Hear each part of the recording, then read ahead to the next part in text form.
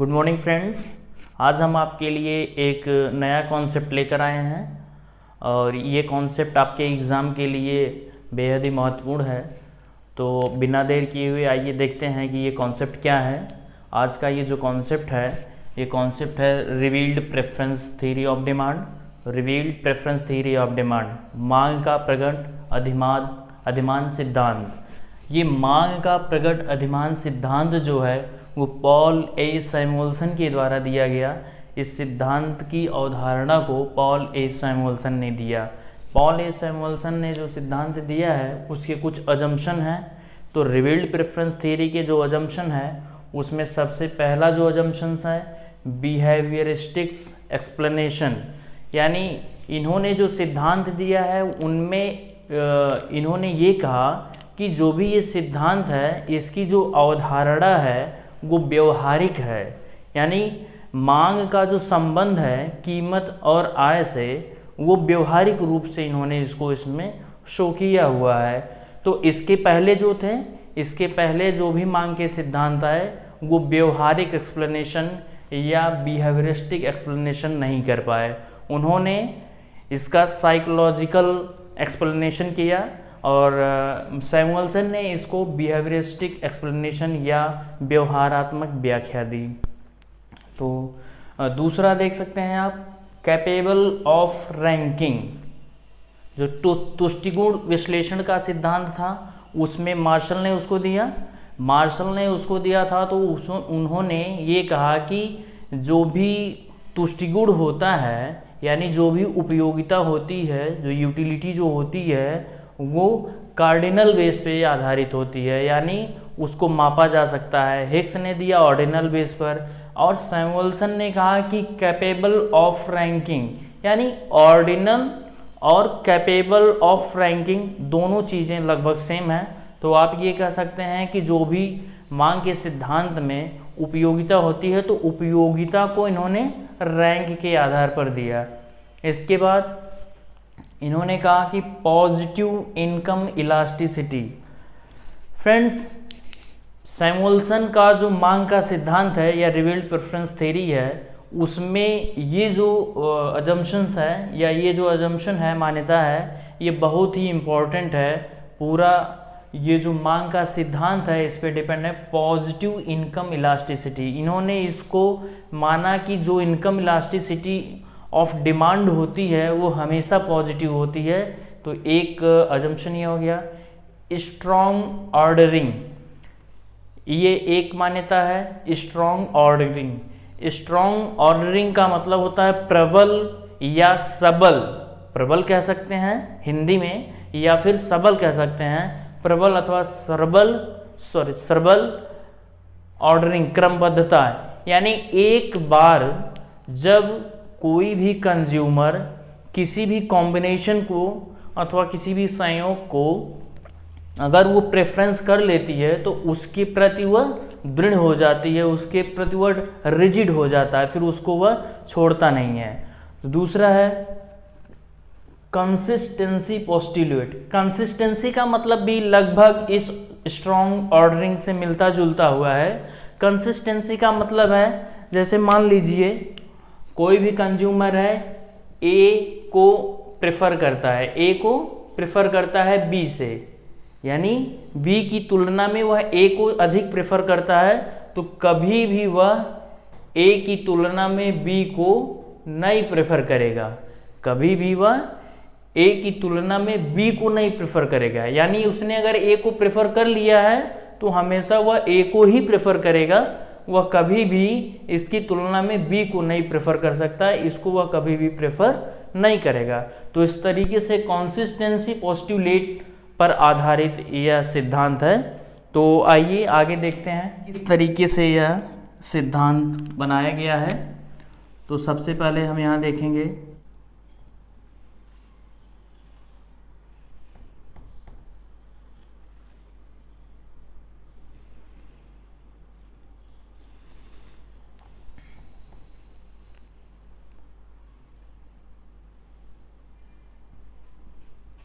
इधर y goods है, इधर x गुड्स है, O एक्स वाई एक्सिस। तो सपोज दैट ये आपका प्राइस इनकम लाइन, ये पी एल, ये प्राइस इनकम लाइन है। तो ये प्राइस इनकम लाइन है। कोई भी कंज्यूमर जो होता है वो या तो इस प्राइस लाइन पर कंज्यूम करेगा या इस प्राइस लाइन के अंदर। ये प्राइस लाइन यह बताती है, या इसको हम बजट लाइन भी कह सकते हैं। तो कोई भी कंज्यूमर जो होता है वह अपने बजट के हिसाब से कंज्यूम करता है। तो उसका बजट रेखा है, तो ये कभी भी जब भी ये कंज्यूम करेगा या तो इसके अंदर करेगा या तो इस लाइन पर करेगा। तो कोई भी जो राशनल कंज्यूमर होता है, जो विवेकशील उपभोक्ता होता है, वह हमेशा बजट लाइन पर कंज्यूम करता है। मान लीजिए बहुत सारे इसमें ऐसे कॉम्बिनेशन हैं,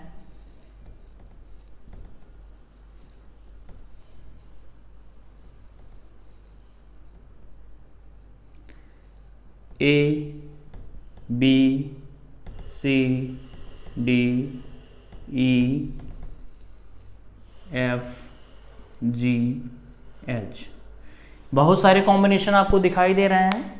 ये बहुत सारे कॉम्बिनेशन एक्स गुड्स और वाई गुड्स के बहुत सारे कॉम्बिनेशन आप इसमें देख रहे हैं। तो कभी भी एक राशनल जो कंज्यूमर होता है या विवेकशील उपभोक्ता जो होता है वह हमेशा जो है वो बजट लाइन पर, क्योंकि इसके अंदर अगर वह ए पे कंज्यूम करता है तो उसके पास अभी और ऐसे चांसेस हैं या अवसर हैं ऐसे जो वह इससे अधिक वस्तुओं को वह क्रय करके या इससे अधिक वह परचेज करके कंज्यूम कर सकता है। तो कभी भी वो इस बजट लाइन के अंदर यानी OPL के अंदर वह कंज्यूम नहीं करेगा, क्योंकि अगर वो अंदर कंज्यूम करता है तो कभी भी उसका जो सेटिस्फैक्शन लेवल होगा, संतुष्टि का जो स्तर होगा, इन तीनों की तुलना में वह कम होगा, या बजट लाइन पर जो भी कॉम्बिनेशन है उसकी तुलना में वो कम होगा। इसलिए ऑलरेडी वो ABCDE को वह पहले ही छोड़ चुका है। अब यहाँ बात आती है GFGH। अब FGH में वह कौन से कॉम्बिनेशन को चूज करता है। मान लीजिए G कॉम्बिनेशन है, G को वो चूज करता है। इस G कॉम्बिनेशन को उसने चूज कर लिया। G कॉम्बिनेशन को चूज करने का मतलब ये होगा, या उसका ये जो चॉइस है वो ये बताता है कि उसने F और H की तुलना में इस प्राइस लाइन पर G को प्रेफर किया है।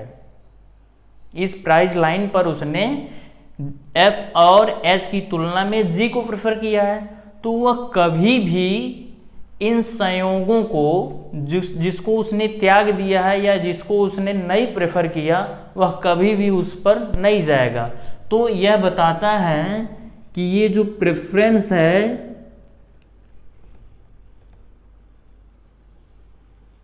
यह जो प्रेफरेंस है वो स्ट्रांग है।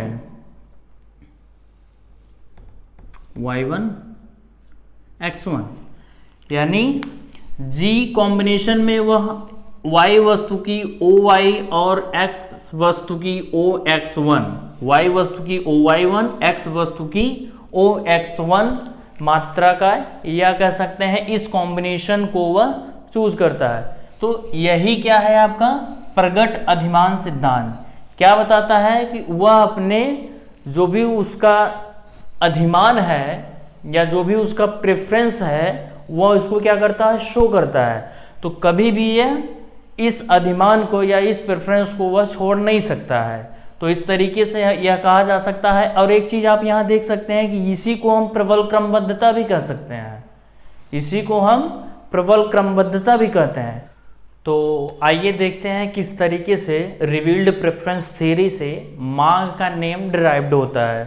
तो ये देखिए आपका ये डायग्राम है, X axis, Y axis, PL जो है आपका बजट लाइन है। इस बजट लाइन पर या बजट लाइन के अंदर वह कहीं भी किसी भी कॉम्बिनेशन को वो प्रेफर कर सकता है। सपोज दैट मान लीजिए उसने इस प्रेफरेंस को इसको प्रेफर किया, क्यू पॉइंट को उसने प्रेफर किया। सपोज दैट एक्स वस्तु की कीमत कम हो जाती है। एक्स वस्तु की कीमत कम होने पर क्या होगा? एक्स वस्तु की कीमत कम होने पर वह पहले की अपेक्षा अधिक वस्तुओं का क्रय कर सकता है या पहले से अधिक वह कंज्यूम कर सकता है, खरीद सकता है। तो यहाँ देखते हैं जब भी एक्स वस्तु की कीमत कम होती है तो ये प्राइस लाइन PL से PL1 हो जाता है। अब वह कभी भी जब ये प्राइस लाइन बढ़ जाता है यानी शिफ्ट हो जाता है तो इसका मतलब क्या है? उसका जो रियल इनकम है यानी प्राइस की कम होने से उसका जो रियल इनकम है वो बढ़ जाता है, यानी उसकी जो वास्तविक आय है वो बढ़ जाती है। वास्तविक आय बढ़ने से अब वह पहले की अपेक्षा अधिक वस्तु को क्रय करेगा। तो कभी भी एक जो रैशनल कंज्यूमर होता है वह कभी भी कम कंज्यूम नहीं करना चाहता है, वह हमेशा अधिक कंज्यूम करना चाहता है। तो जैसा कि आपने देखा यहाँ पे प्राइस बढ़ने से उसका जो बजट लाइन है POL से OL1 हो जाता है। अभी इसका जो रियल इनकम है वो बढ़ गया है। तो रियल इनकम जितने से बढ़ा है, अगर इसका प्राइस का इफेक्ट देखना है, प्राइस का इफेक्ट देखना है तो जितना रियल इनकम बढ़ा है, जितने से उसका रियल इनकम बढ़ा है उतना रियल इनकम उससे वापस ले लिया जाए ताकि वह अपने पुराने जो भी उसका पुराना कंजम्पशन है या जो भी उसका पुराना कॉम्बिनेशन है उस पे वह आ सके। तो जब उससे उसका बढ़ा हुआ रियल इनकम वापस लेंगे तो वह जो है इस पॉइंट से होते हुए पैरेलल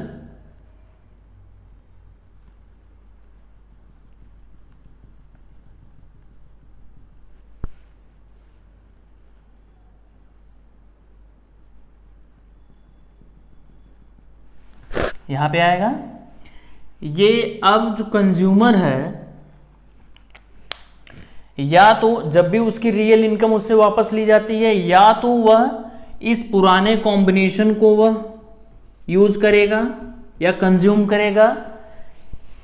चूंकि इस पुराने कंजम्पशन से होती हुई ये प्राइस लाइन जा रही है या ये बजट रेखा जो है इस पुराने कॉम्बिनेशन से होकर जा रही है, तो इसलिए या तो वह इस कॉम्बिनेशन को चूज करेगा या पसंद करेगा या फिर वह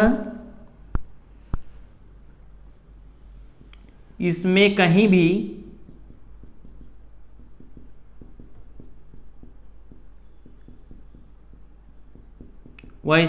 भी कंज्यूम कर सकता है।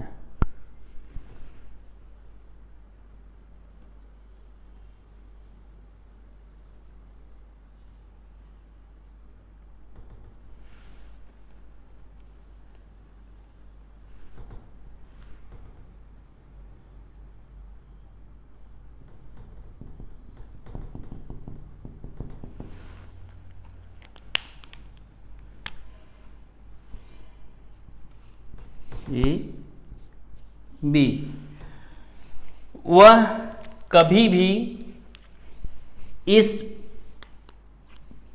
APQ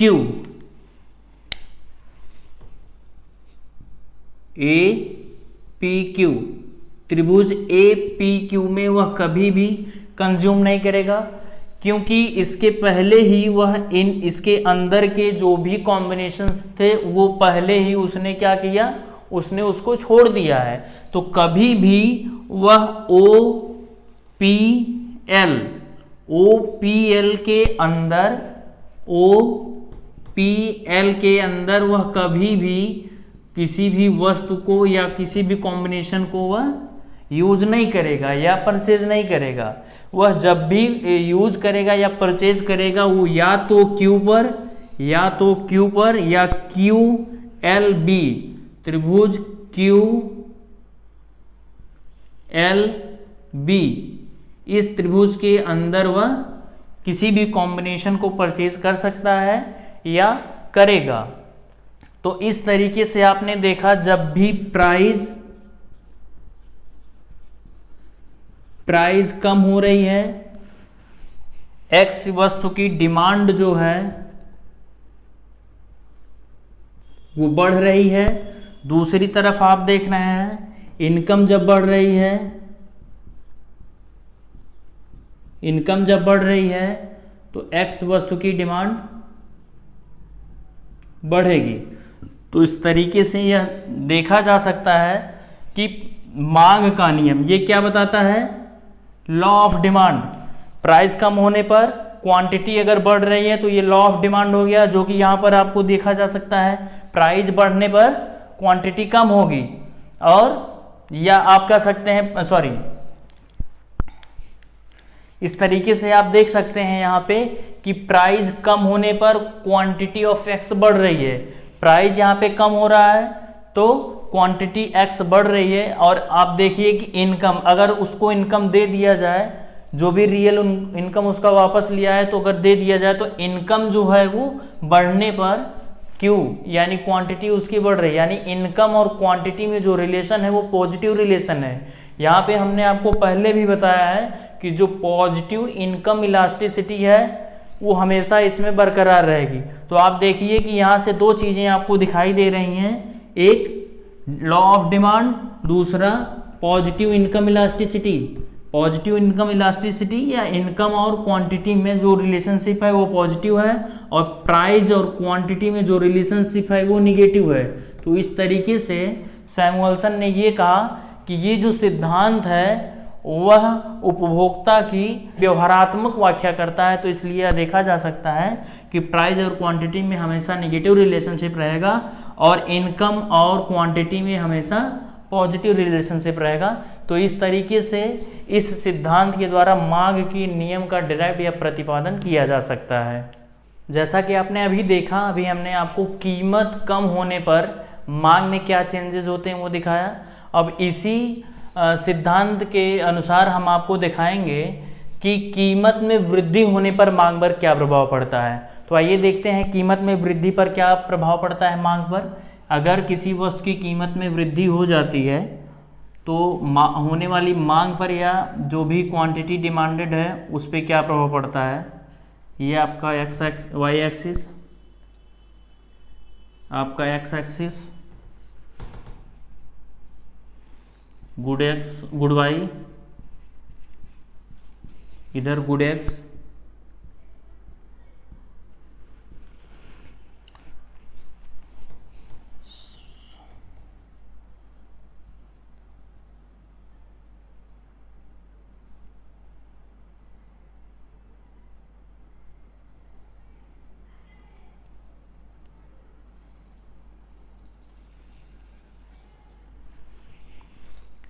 पी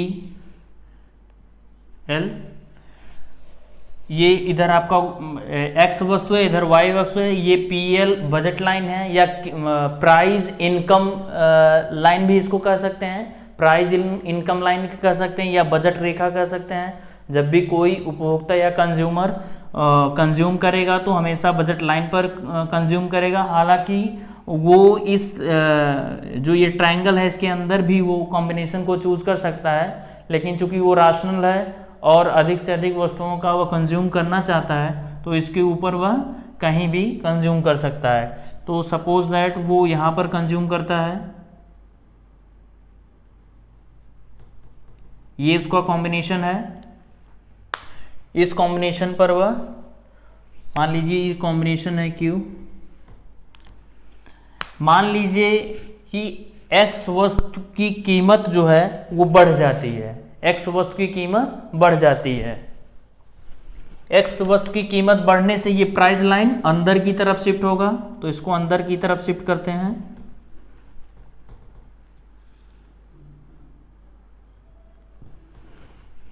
पी L1, ये प्राइस लाइन अंदर की तरफ शिफ्ट हुआ। अब चूंकि प्राइस के बढ़ने से या कीमत में जब भी वृद्धि होती है उसका जो रियल इनकम होता है वो रियल इनकम उसका कम होता है। तो प्राइस में वृद्धि से रियल इनकम कम होता है। तो अगर प्राइस इफेक्ट आपको जानना है तो सबसे पहले उसको जितना उसका रियल इनकम कम हुआ है उतना उसको रियल इनकम, अगर उसको क्षतिपूर्ति कर दी जाए, उसको उतना रियल इनकम वापस दिया जाए तो या तो वो ये पहले वाले कंजम्पशन को करेगा, इसको या तो वो करेगा, या तो फिर देखते हैं सपोज दैट उसका जो भी रियल इनकम है उसको वापस दे दिया जाता है, और जब उसको वापस दिया जाता है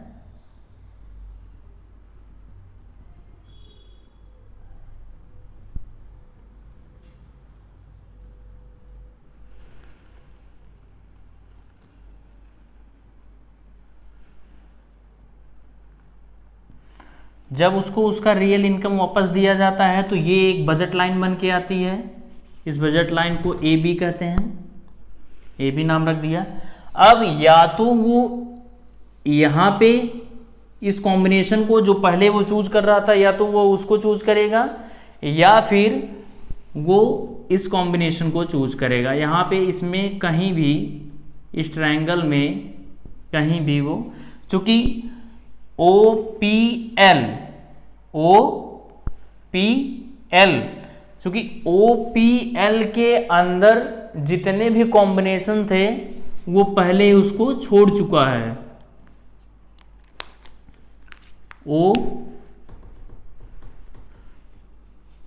OPL ट्रायंगल OPL के अंदर वो पहले भी जितने भी कॉम्बिनेशन है उसको क्या कर दिया है, त्याग दिया है, यानी उसको वो प्रेफर नहीं करता। अब वो या तो वो Q को प्रेफर करेगा, कॉम्बिनेशन Q को प्रेफर करेगा, या PAQ ट्रायंगल PAQ के अंदर या तो किसी भी वह कॉम्बिनेशन को प्रेफर करेगा। तो इस तरीके से हम देखते हैं कि जब भी प्राइस इंक्रीज हुआ, X वस्तु की प्राइस इंक्रीज हुआ तो डिमांड पर उसके क्या फर्क पड़ा। जब प्राइस इंक्रीज होता है, जब प्राइस X इंक्रीज होता है तो क्वांटिटी ऑफ X डिक्रीज हो रहा है। आप देखिए यहाँ पे प्राइस इंक्रीज हो रहा है तो ये क्वांटिटी जो है X की क्वांटिटी कम हो रही है, तो प्राइस इंक्रीज हो रहा है, क्वांटिटी कम हो रही है। या फिर आप यहाँ पे इनकम इफेक्ट देख लीजिए, इनकम अगर बढ़ रही है, इनकम अगर बढ़ रही है तो क्वांटिटी ऑफ X बढ़ेगी, इनकम बढ़ेगी तो क्वांटिटी ऑफ X बढ़ेगी, और अगर इनकम कम होगी तो क्वांटिटी ऑफ X कम होगी, यानी जो भी मांगी गई मात्रा है वो कम हो जाएगी। तो इस तरीके से यहाँ भी आप देख सकते हैं कि प्राइस और क्वांटिटी में वो निगेटिव रिलेशनशिप है, प्राइस और क्वांटिटी में वो निगेटिव रिलेशनशिप है जो कि लॉ ऑफ डिमांड है, और इनकम और क्वांटिटी में हमेशा पॉजिटिव रिलेशनशिप होता है, जो कि सैमुअल्सन के सिद्धांत की एक अजम्पशन है, पॉजिटिव इनकम इलास्टिसिटी। यानी जब भी इनकम इफेक्ट पॉजिटिव होगा तो इनकम इलास्टिसिटी हमेशा पॉजिटिव होगी, अदरवाइज ये नेगेटिव होगी। तो यहाँ पे इस सिद्धांत में यानी इस रिवील्ड प्रेफरेंस थ्योरी में हमेशा ये लॉ ऑफ डिमांड यानी प्राइस और क्वांटिटी का जो रिलेशन है वो नेगेटिव है, और इनकम और क्वांटिटी का जो रिलेशन है वो पॉजिटिव रिलेशनशिप होता है। तो इस तरीके से आप देख सकते हैं कि हमने आपको ये सारी चीज़ें बताई हैं, तो इससे रिलेटेड जो भी क्वेश्चन आते हैं तो आप आसानी से कर लेंगे। तो आज के लिए इस कॉन्सेप्ट में इतना ही, आगे के लिए आप इंतज़ार कीजिए। Thank you.